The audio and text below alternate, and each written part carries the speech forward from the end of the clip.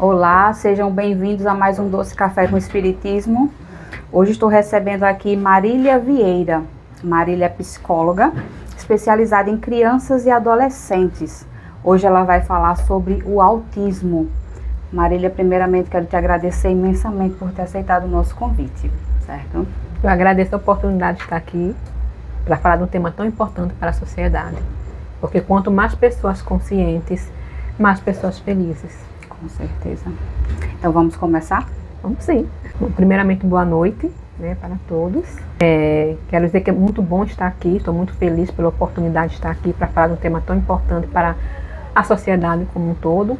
Porque, como nós estamos observando, o número de crianças que têm sido diagnosticadas com autismo tem sido crescente. Então, precisamos sim nos conscientizar, estudar, conhecer, para quebrar preconceitos, porque o objetivo, na verdade, de falar sobre autismo é quebrar de preconceito, que nós chamamos de capacitismo, que é justamente esse preconceito que está ainda enraizado na sociedade, referente às pessoas que estão dentro do espectro.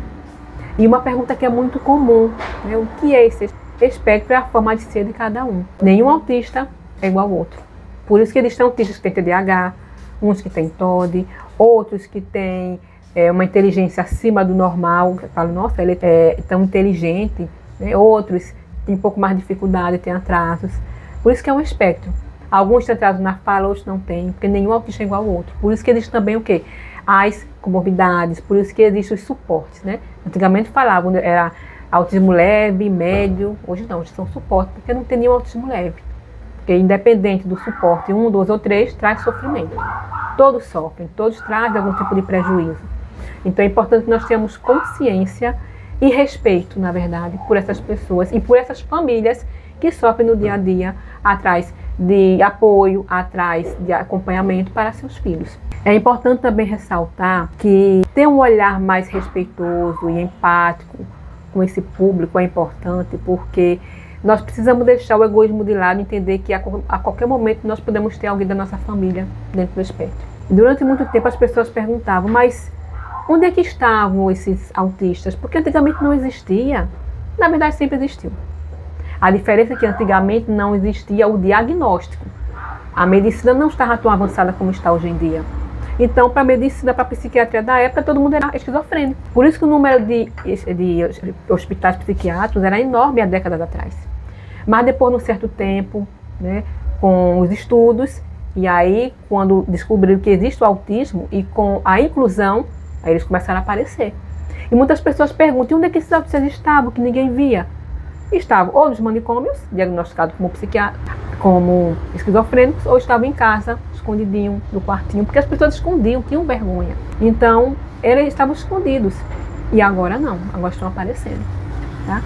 E o preconceito ainda existe, apesar de existir o Abril Azul, que passou o abril, mas a luta continua, porque o autismo, ele continua diariamente. As famílias continuam no sofrimento, lutando para conseguir atendimento para seus filhos. É uma luta constante, muitas mães com depressão, muitos pais com depressão, desesperados, sem saber o que fazer. Então nós precisamos ter um olhar respeitoso, empático e caridoso para com a criança e para com as famílias também que sofrem no dia a dia. Verdade, isso que você falou é uma realidade de que as pessoas falam. Mas antigamente não existia isso. E você está deixando bem claro, era só diagnosticado como esquizofrênico, Pois é. Graças a Deus estamos cada dia mais avançando e descobrindo. É isso mesmo. Por isso a importância da conscientização. Tem pessoas que muitas vezes equivocadamente utilizam uma fala um pouco preconceituosa, que fala que eu vou estudar autismo para quê? Eu vou conhecer para quê? Se não tem ninguém na minha família. Precisamos ter um pouco mais de consciência. Você não tem hoje, mas amanhã você pode ter. Tá? Ninguém está livre disso. Então é só você olhar para os lados e você vai perceber que a cada família parece que tem uma criança que tem diagnóstico. Sempre tem, tudo tem um porquê, tudo tem um objetivo. Por que será? Então é importante se perguntar, porque hoje é o filho do vizinho, amanhã pode ser o seu. E falando um pouco sobre a questão da inclusão, o que é essa inclusão que as pessoas tanto falam? É importante deixar claro que incluir não é apenas colocar a criança dentro da escola, não, nem na sociedade. É você permitir acesso e participação. Porque se você coloca uma criança numa escola e ela fica no cantinho, encostadinha, não participa, não é inclusão. Então, incluir é você dar oportunidade de participação. É você respeitar, é você amar, é você estudar, é você compreender que ele tem o tempo dele. E não é a criança autista que tem que se adaptar à sociedade, não. Nós é que precisamos nos adaptar às crianças autistas. E isso é uma forma de amor, de caridade e respeito para com o próximo. Perfeito. Eu fico pensando realmente, eu já passei com isso, na família mesmo, há muito tempo atrás, uma escola para poder aceitar. Hoje em dia, possa ser que já esteja bem melhor, mas há 10, 12, 15 anos atrás, era um sofrimento bem grande. Eu lembro quando começaram a falar pela primeira vez sobre inclusão, foi há mais de 20 anos atrás. Eu lembro que na época foi o maior escândalo. Como é que vai ser receber esse público? Como é que vai ser? Nós estamos em 2026 e ainda existe resistência em receber esse público. Melhorou muito, avançou, mas ainda precisamos lutar. Porque também precisamos ter um olhar caridoso para com os professores, entrando um pouco na área educacional. Porque eu entendo que não é fácil, porque o professor tem várias demandas na sala de aula. Mas é importante o professor também ter esse olhar empático. Ele tem que ter apoio da secretaria, ele tem que ter apoio da coordenação. Então, é difícil, mas com apoio, mas com união, dá para a gente acolher. Então, eu também entendo um pouco o lado das escolas, mas também precisamos estudar, mais uma vez, a importância do estudo, do conhecimento, da qualificação. Está faltando isso, porque não é fácil, dá trabalho, tá? Não é fácil, mas com amor, com atenção, com cuidado, se colocando no lugar do outro, nós vamos vencer essas barreiras. Dá para vencer, mas tem que ter o desejo, a vontade e o amor para isso. Então, para quem é professor que tem um aluno autista, olha esse aluno autista como se fosse um filho seu, como se fosse um sobrinho, um neto. Se você ter esse olhar, você vai conseguir ultrapassar. E procurar estudar, compreender, ter mais paciência com as famílias também, porque elas sofrem muito. É um sofrimento. Eu tenho muito contato com mães que têm filhos autistas e não é fácil. Muitas com depressão, pensando em suicídio. Então, precisamos ter esse olhar atento para as famílias. Porque nenhum pai, nenhuma mãe tem o desejo de ter um filho autista. Quando os pais sabem que terão um filho, nós idealizamos, eu quero ter um filho saudável, que ele se desenvolva. E quando você percebe que você vai ter um filho com uma certa limitação, com dificuldade, aí vem o medo, começa a pensar como é que vai ser. Se eu morrer, o maior medo das mães e dos pais, se eu morrer, o que vai acontecer com meu filho? Como é que vai ser? Porque com ele está difícil, imagine sem. Então, mais uma vez, atenção, cuidado que precisamos ter com esse público. Cuidado até com as palavras. Tem pessoas que falam, isso aí é mimo, é porque você não educa. Não, muitas vezes é porque ele está passando por uma situação difícil. A criança que é autista, ele tem muita dificuldade de expressar o que ele sente, principalmente nível suporte 2 e 3. Então, muitas pessoas, pela falta de estudo e conhecimento, julgam, acham que é falta de educação, é porque os pais não educam. Na grande maioria das vezes não é. É porque eles têm essa dificuldade, eles têm essa limitação. E eles precisam ser compreendidos, ouvidos. Muitas vezes, quando a criança está muito agressiva, pensa que é falta de educação, mas não é. Muitas vezes está acontecendo o quê? Sobrecarga sensorial, às vezes é um ambiente muito barulhento, ele não sabe expressa através da agressividade. Aí pensa que é falta de educação, mas não é. É uma forma de expressar, ele não está aguentando, não está suportando. Então, se a pessoa tiver o conhecimento e o estudo, ela vai entender o que está acontecendo, por que está tão agressivo. Será que é a roupa que está apertando? Será que é o barulho? E aí você vai adaptando. Então, você incluir, acima de tudo, é você estudar, é você dar oportunidades, é você respeitar o tempo e procurar conhecer aquela pessoa, aquele ser que está naquele corpo, com aquelas dificuldades, com aquelas limitações, mas que ele tem muito o que desenvolver. Tem pessoas que têm o costume de achar que porque é autista, infantilizar muito. Porque quando você infantiliza, dá a impressão de que você está subestimando a capacidade de desenvolvimento. Tá, ele tem uma certa dificuldade, mas nós precisamos dar oportunidade para que ele se desenvolva. Por exemplo, pequenas atividades no dia a dia, amarrar um cadastro, guardar os brinquedos, arrumar seu material. Aí você vai ensinando a criança a ter mais autonomia e responsabilidade. E aos pouquinhos ele vai se desenvolvendo e sendo mais inserido na sociedade. Porque o objetivo de inserir essas crianças, esse público na sociedade, é justamente para isso, para ele se desenvolver e aprender que existem regras. Então ele tem que estar em sociedade, sim, para aprender que existe o não, que existe o sim, que tem regras. Tem que aprender a falar um bom dia, uma boa tarde, uma boa noite, saber a hora de sentar, de levantar, cumprimentar as pessoas. Essa é a importância da inclusão e de estar inserido numa sociedade. Então, dá oportunidade para que ele possa se desenvolver, você também dá pequenas atividades e tarefas para que ele possa desenvolver cada vez mais. Isso sim é inclusão. Mostrar com amor, né, isso, o dever e a obrigação. Perfeito. Levando em consideração o suporte. Olha, um suporte que é muito difícil diagnosticar é o suporte 1. Porque ele não é leve, porque na verdade o autismo não é leve, porque traz sofrimento. Mas como ele apresenta transtornos mais imperceptíveis, passa despercebido. Porque a pessoa que está no nível suporte 1, ele se expressa através da fala, ele diz bom dia, boa tarde, boa noite, ele sorri, com dificuldade, mas ele sorri. Então dá a impressão que ele não é autista, mas por dentro ele tem todo um esforço para conseguir se inserir na sociedade.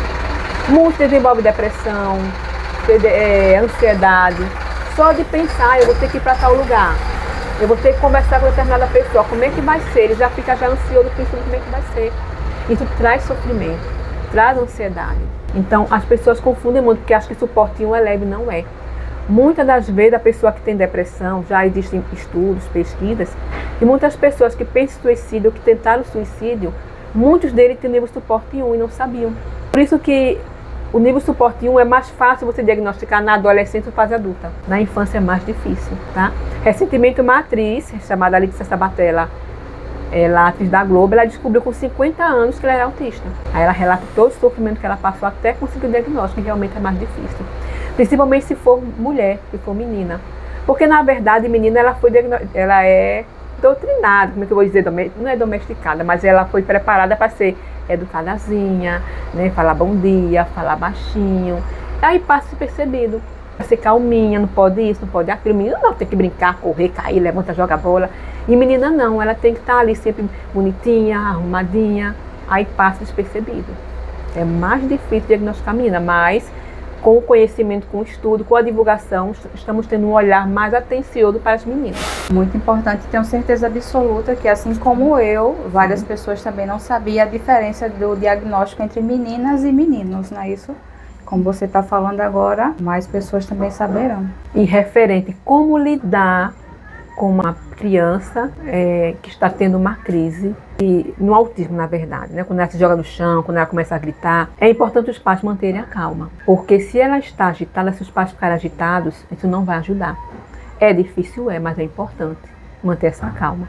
E é importante que os pais também tenham uma rotina estruturada. Olha, para a criança autista, não somente para a criança autista, para qualquer pessoa, uma rotina é essencial.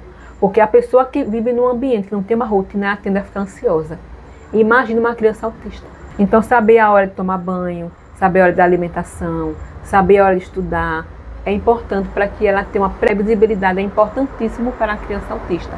Porque ela vai saber o que vai acontecer depois, e isso vai fazer com que ela mantenha mais a calma. E os pais vão conseguir lidar melhor com isso. Então, a previsibilidade no autismo é essencial para que ela possa se desenvolver e possa ter mais manejo e equilíbrio das suas emoções. Perfeito. Em relação, como você está falando, em relação a ambientes, muita gente evita de ir a locais que tenham mais barulho, justamente. Sim. Seria realmente esse evitar? Justamente. Muitos pais já têm essa consciência de quando a criança, principalmente crianças que têm hipersensibilidade sonora. É importante os pais ficarem atentos a isso. Agora, no mês de junho, imprescindível. Porque com festas, com fogos, aí é onde entra a caridade, o amor e o respeito para com o próximo. Porque a criança que é autista, que tem hipersensibilidade, ela sofre muito com barulho. Tá? E aí é um momento que elas têm muitas crises. Então, o pai que é consciente não leva seu filho para festas com muito barulho. A sociedade que é consciente evita soltar fogos, principalmente quando sabe que tem uma criança autista próximo. E isso é amor, isso é caridade, isso é conscientização. Então, precisamos ter um conhecimento justamente para isso. Para entender que é um ser humano, hoje é ele, amanhã pode ser meu filho. Então, mais uma vez, a importância da gente estudar, conhecer. E não é porque eu não tenho uma pessoa autista na minha família que eu não vou estudar, não vou conhecer sobre autismo. Toda a sociedade tem que se unir. A família, a sociedade como um todo. Estender as mãos, se unir para ajudar esses irmãos que necessitam de tanta atenção. Verdade. Aí é uma pergunta que é muito comum também. Como saber se meu filho é autista ou não? Olha, o melhor momento é na infância, você começar a observar o comportamento dele. Ele olha nos seus olhos, ele interage, ele sorri, isso quando se é bebê, tá? E aí depois, com o tempo, você vai observando como é que está sendo o desenvolvimento dele. Ele tem atraso na fala, ele apresenta alteração no som, né? Tem irritabilidade. E aí os pais vão observando o comportamento dele e perceber algo diferente que não está dentro do padrão da normalidade, levar para um neuropediatra, principalmente um neuropediatra, tá? Ou um neurologista. Porque, na verdade, o diagnóstico de autismo ele é feito de forma clínica. Não é o professor que vai diagnosticar, não é a família que vai observar. E observando que está havendo um atraso no desenvolvimento, vai levar para os profissionais adequados. E quanto mais rápido, melhor. Porque é muito comum receber famílias que muitas vezes, com medo de descobrir que o filho está dentro do espectro, protelam um pouco de levar o filho para atendimento. Não quer descobrir, tem medo, e aí vão protelando. E aí quando a ficha cai, e aí percebe que realmente tem que levar, e aí é aquele choque. Então é importante as pessoas encararem o autismo como algo que está sendo comum na sociedade hoje em dia, tá? Estudar, conhecer, entender que eles podem se desenvolver. Não é porque é autista que não vai se desenvolver, agora tem que ter acompanhamento, tem que ter uma equipe multidisciplinar por trás. Então, quanto mais cedo o diagnóstico, melhor. Porque a criança que nasce, por exemplo, no nível de suporte 3, ela não vai deixar de ser autista, não vai deixar. Mas ela pode, com o desenvolvimento, passar para o suporte 2 e para o suporte 1 e ter uma vida mais independente. Então, mais uma vez, a importância do diagnóstico precoce e dos pais deixarem o medo de lado e procurar ajuda inicial o mais rápido possível as intervenções necessárias para o desenvolvimento das crianças. O nível 1, na criança, no bebê, seja um pouco mais difícil de diagnosticar, não é isso? Sim. Já a partir do 2 e do 3 já são mais perceptíveis. Sim, com certeza. Então, é muito importante realmente a observação para procurar o tratamento e a ajuda necessária, não é isso? Justamente. E tem a questão também do autismo regressivo, que se fala muito pouco, muitos pais estranham quando se fala em autismo regressivo. É aquela criança que aparentemente ela está sendo bem desenvolvida, ela fala, ela interage, ela brinca. E aí depois de 4, 5 anos começa a regredir. E os pais perguntam o que aconteceu, o que foi que houve? Ele não era assim. E aí vem a questão do diagnóstico. É o autismo regressivo, que é muito comum e acontece. E muitas famílias não têm esse conhecimento. Então não é porque ele nasceu aparentemente com um desenvolvimento dentro do padrão de normalidade que ele não é autista. A gente tem que observar diariamente e procurar a ajuda necessária, os profissionais necessários para iniciar a intervenção o mais rápido possível. Perfeito. Esse também eu não tinha escutado falar ainda. Pois é. Precisamos falar mais vezes sobre isso, principalmente sobre autismo regressivo e autismo em meninas. Sim. Creio que seja algo que as pessoas ainda não estão habituadas a ouvir, porque, como você falou, quem não tem ou muito próximo na família, pouco está se interessando. Sim. Mas vamos colocar no lugar do próximo, é isso, para que a gente procure entender, compreender, estudar e todos juntos possamos ajudar. E é importante também nós refletirmos sobre a banalização do diagnóstico. Sim. O que é essa banalização? E pessoas que acharem que tudo é autismo. Não é assim. Para a criança ser diagnosticada com autismo, ela tem que estar dentro de alguns critérios. Porque a criança apresenta atraso na fala. Mas apenas isso? Não. O que mais ela tem além do atraso na fala? Ela apresenta rigidez cognitiva, ela apresenta hipersensibilidade. Então existe todo um critério. Então está acontecendo muito isso, a banalização, tudo é autista. Porque fulano é muito caladinho, muito introspectivo, é autista. Não é assim, gente, isso é banalização, vamos com calma. E também uma coisa que eu tenho visto muito, que é importante nós tocarmos sobre isso, para que os pais se conscientizem, é que existem pais que não querem descobrir que o filho é autista, e tem outros que, por incrível que pareça, querem que o filho seja autista. Olha só a situação, né? Tem uns que não aceitam, né? Que não aceitam. Pais que não aceitam. Justamente. Mas isso por quê?